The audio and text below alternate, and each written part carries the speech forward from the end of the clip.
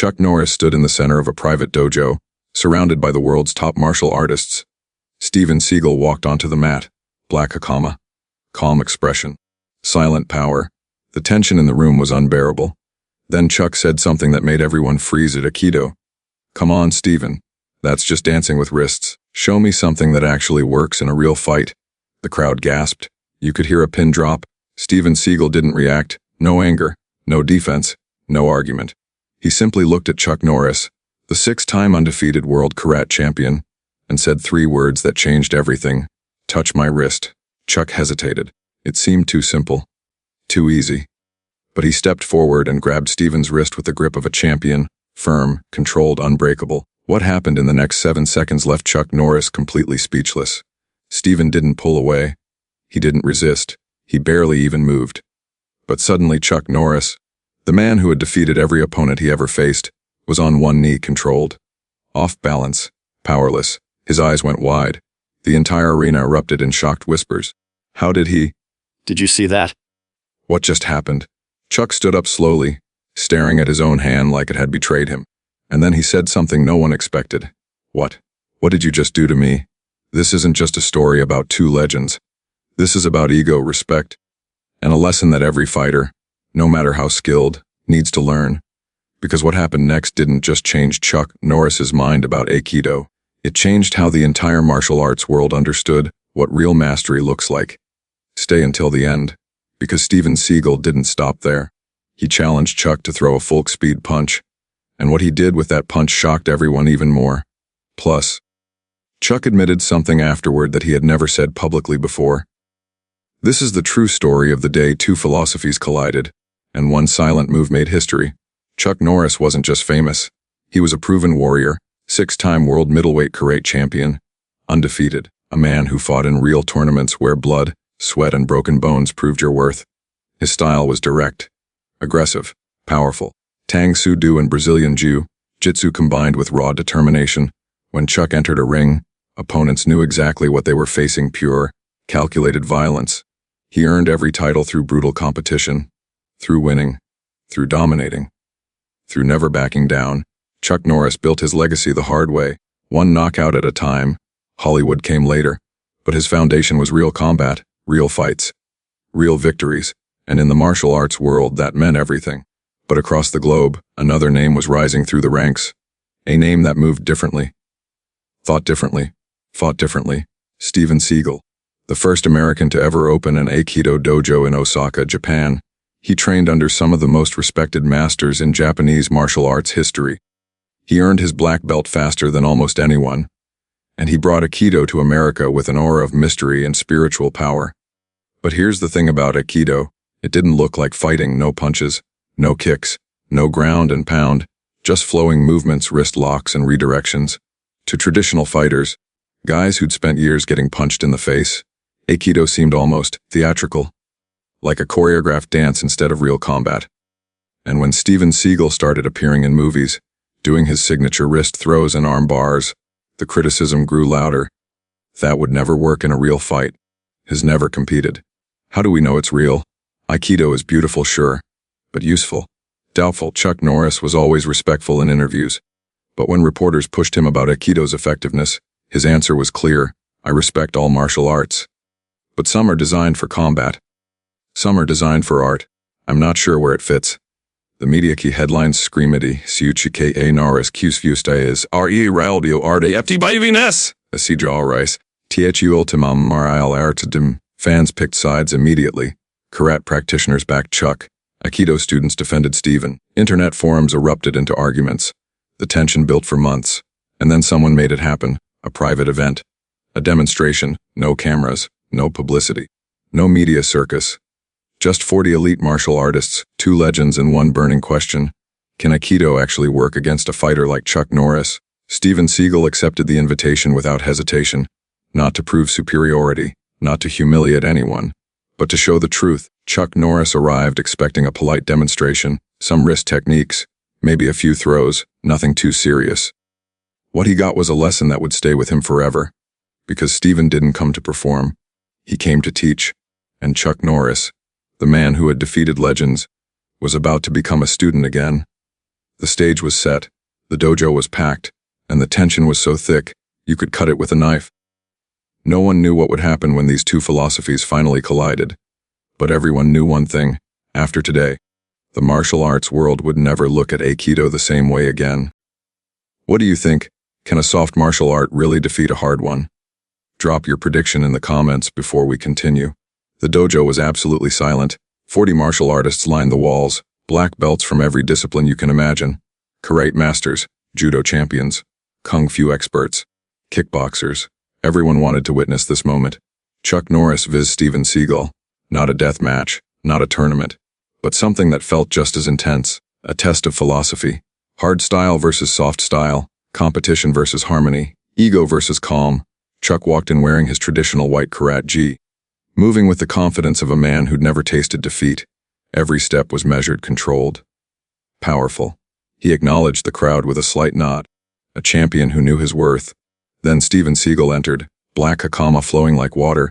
His movements were different, not aggressive, not defensive, just present. Like he was walking through his own living room, completely relaxed, completely aware. No tension in his shoulders, no hardness in his eyes, just calm, dangerous calm. The kind of calm that made experienced fighters nervous. Chuck extended his hand. Steven. Good to finally meet you in person. Steven shook it firmly but gently. The honor is mine, Chuck. But everyone in that room knew what this really was. A test. Chuck didn't believe Aikido could handle real aggression, and Steven was about to prove otherwise. One of the senior instructors stepped between them, a neutral voice trying to keep things respectful. Gentlemen, this is a demonstration of technique and principle. No egos, no competition. Just mutual learning. Chuck nodded. Absolutely. I'm here to see what Aikido can really do. Steven said nothing. He simply stood there, hands resting naturally at his sides, too relaxed, almost unnervingly so. Chuck studied him the way he'd studied hundreds of opponents before, looking for tells, weight distribution, shoulder tension, eye movement. But Steven gave him nothing. No telegraphing, no anticipation, no fear. It was like staring into still water with no idea how deep it went. Chuck stepped forward, his tournament instincts kicking in. All right, Steven. I'll be honest, I've heard a lot about Aikido, but I've never seen it tested against full resistance. Show me how it works against a real attack. Steven tilted his head slightly, almost like he was considering the request. Then he shook his head gently. No, Chuck. I won't defend against your attack. The room stirred. Whispers rippled through the crowd. Was Steven backing down? Was this about to be embarrassing? But then Steven continued, his voice steady and clear. You will attack, and I will simply move. That is Aikido. Chuck's jaw tightened. He wasn't sure if this was confidence or arrogance. But he respected directness. Fine, Chuck said. I'll throw a technique. You do your thing. Steven raised one hand slowly. Before we begin, may I show you something first? Chuck raised an eyebrow. Sure. Go ahead. Steven extended his right wrist, holding it out in front of Chuck's chest. Please, grab my wrist. As hard as you want. Use your full grip. Chuck stared at the wrist. The request seemed strange, almost too simple. But he'd been in enough dojos to know that sometimes the simplest techniques were the most devastating. He stepped forward and wrapped his fingers around Steven's wrist. Firm, controlled, championship grip, the kind of grip that had broken holds 1,000 times before. Steven didn't pull, didn't resist, didn't even flinch. He just looked at Chuck with those calm, unreadable eyes. And then he moved. And what happened next made every single person in that dojo question everything they thought they knew about fighting. Chuck Norris's grip was iron. Years of Makiwara training had made his hands like steel vices. He held Steven's wrist firmly, confidently, the way he'd held countless opponents before throwing them. Steven didn't resist. He didn't pull back. He didn't tense a single muscle. He simply rotated, a tiny, almost invisible movement of his wrist. Not against Chuck's grip, with it, and then he stepped, one small step to the side. His body shifted maybe 6 inches. But the effect was devastating. Suddenly, Chuck Norris, 6-time world champion, felt his entire structure collapse. His balance vanished. His center of gravity shifted forward uncontrollably. He wasn't being pushed. He wasn't being pulled. He was just falling into empty space. His knees buckled. Before he could process what was happening, he was bent forward at the waist, his weight completely on his toes, one knee touching the mat. Steven's hand now rested gently on Chuck's shoulder, not holding him down, just guiding him, total control. Chuck's eyes went wide. He tried to adjust to regain his footing, to use his strength to break free. But every movement he made only put him deeper into the lock. It was like being caught in a spider's web. The harder you struggled, the more trapped you became. Steven held the position for exactly 3 seconds. Then he released. Chuck stood up slowly, shaking out his arm, his face a mixture of confusion and disbelief. What? What just happened? The crowd erupted in whispers. Did you see that? He didn't even use force! How is that possible? Chuck stared at his own hand like it had betrayed him. I've been grabbed thousands of times. I know every grip break, every counter. But that, he looked at Steven. I couldn't even feel where the technique started. Steven's expression remained calm, almost gentle. That's because there was no technique, Chuck. Only principle. Chuck shook his head. What do you mean? Steven stepped closer. You grabbed my wrist with tension, with strength, with force. All I did was accept that force, and guide it where it wanted to go. He demonstrated in slow motion, moving his wrist in that same subtle rotation. Your grip was strong. But strength without structure is just tension. I didn't fight your strength, I joined it. Became one with it. And then, he made a tiny circular motion with his hand. I simply showed your energy a new direction. Chuck was silent, processing, his analytical mind, the same mind that had broken down countless fighting styles, was trying to categorize what just happened. But it didn't fit any category he knew. This wasn't judo, wasn't jiu-jitsu, wasn't wrestling. This was something else entirely. Okay, Chuck said, his competitive spirit rising. I felt that. But what about a real attack? A strike? Full speed? Full intention? Steven nodded slowly. If you wish. Chuck took a breath and set his stance. Feet shoulder width apart, hands up. Weight distributed perfectly. Tournament form. The form that had won him 6 world championships. Every martial artist in the room leaned forward. This was it. The real test. Could Aikido handle a full power attack from one of the greatest karate champions in history? Chuck's eyes focused. He wasn't playing anymore. He threw a straight right punch, lightning fast, technically perfect, aimed directly at Steven's face. A punch that had knocked out dozens of opponents. And Steven Seagal moved, not backward, not to the side. He moved forward and offline, a subtle diagonal step that put him just outside the punch's trajectory. His left hand met Chuck's wrist mid-flight, not blocking, not stopping, just touching, redirecting. His right hand simultaneously guided Chuck's shoulder, and suddenly, Chuck was spinning, not from force, from geometry. He rotated 180 degrees and ended up facing the opposite direction, completely off balance, vulnerable. Steven stood behind him, one hand resting gently on Chuck's back. He could have struck, could have thrown, could have finished.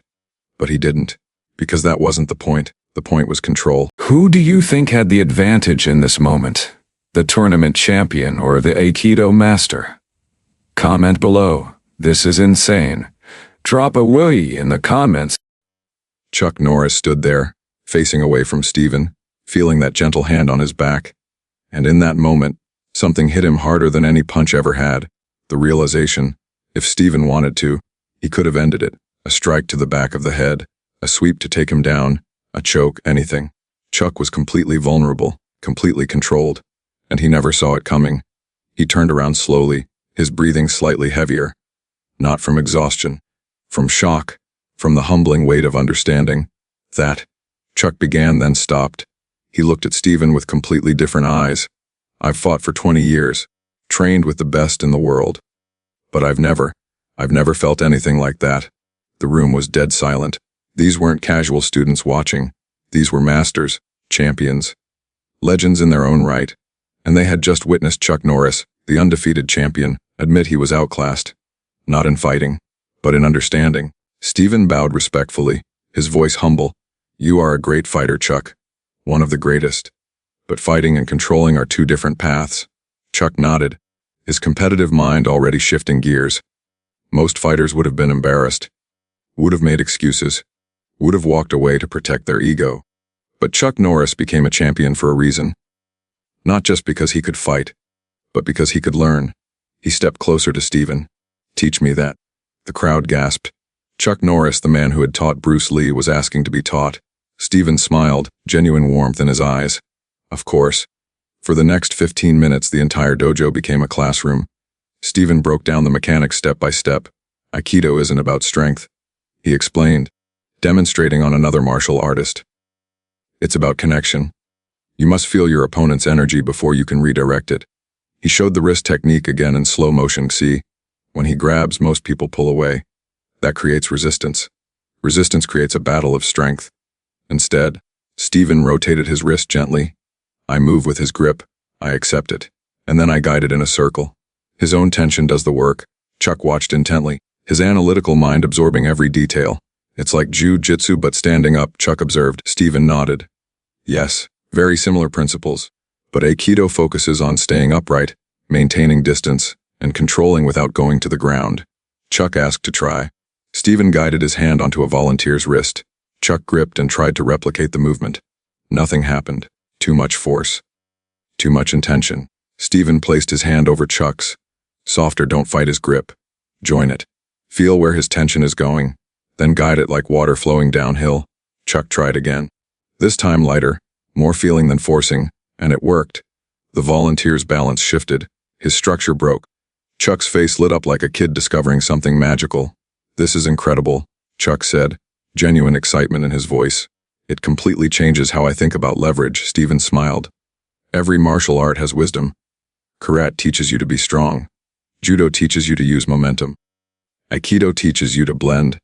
Chuck practiced the technique 3 more times, each one smoother than the last.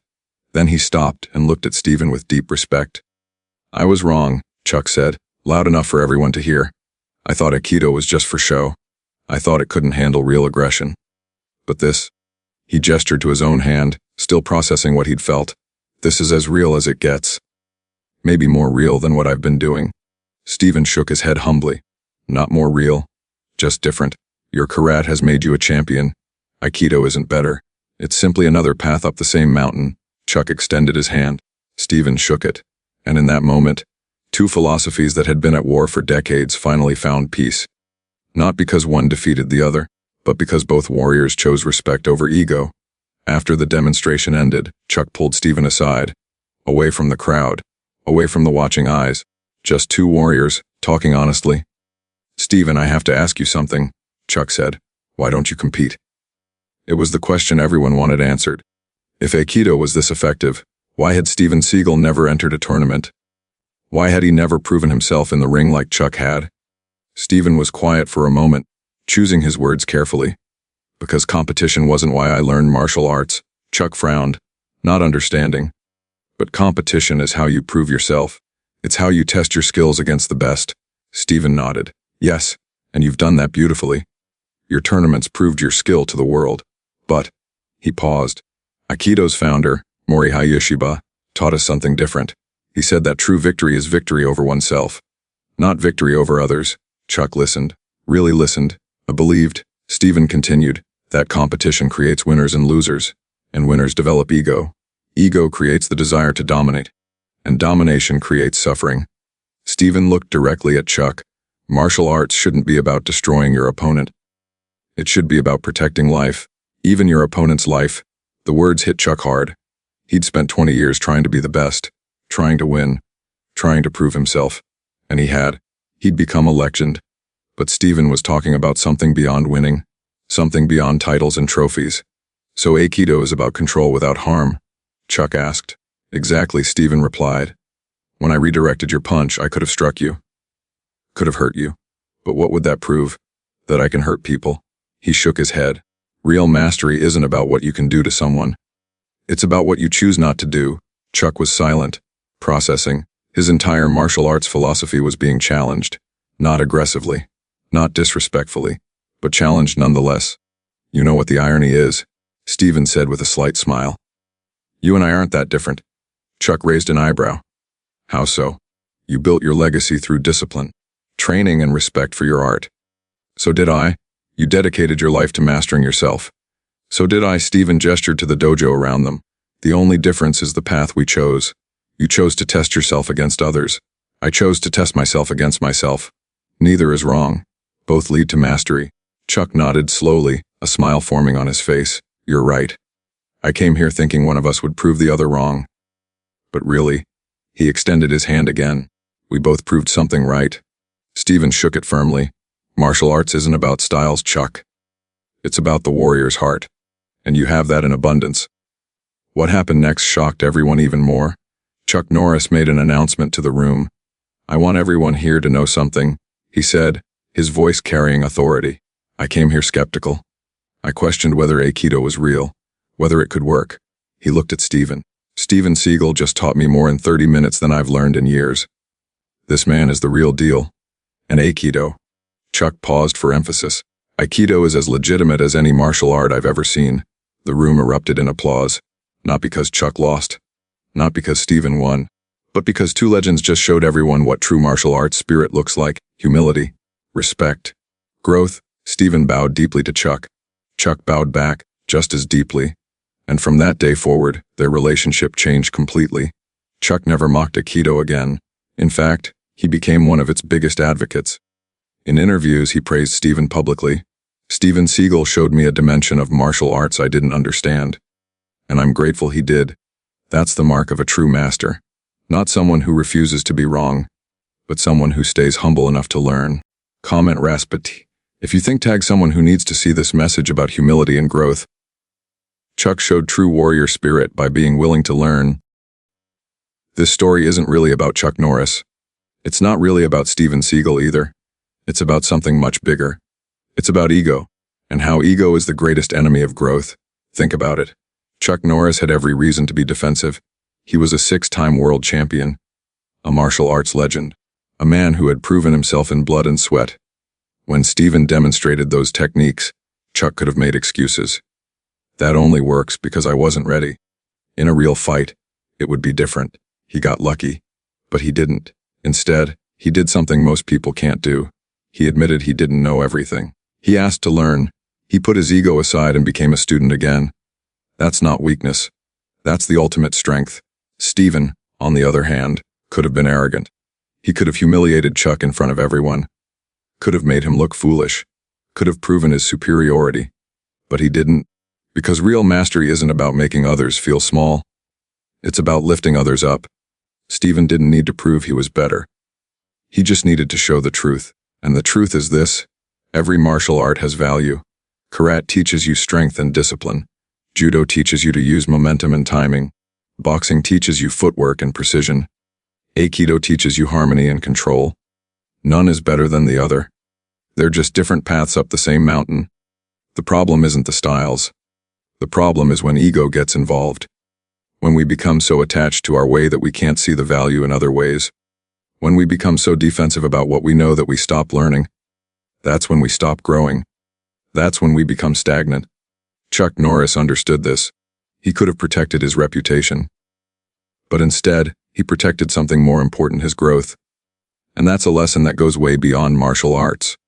How many times in life do we reject new ideas because they challenge what we believe?